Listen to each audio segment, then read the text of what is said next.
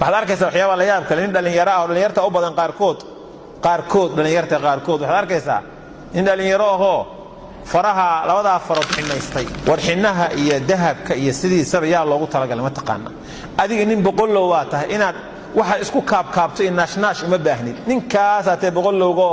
meeshuu doona maray meeshuu doona ka dhacayo waa kana ninka la isku naashnaashee loo xaragoonayo waa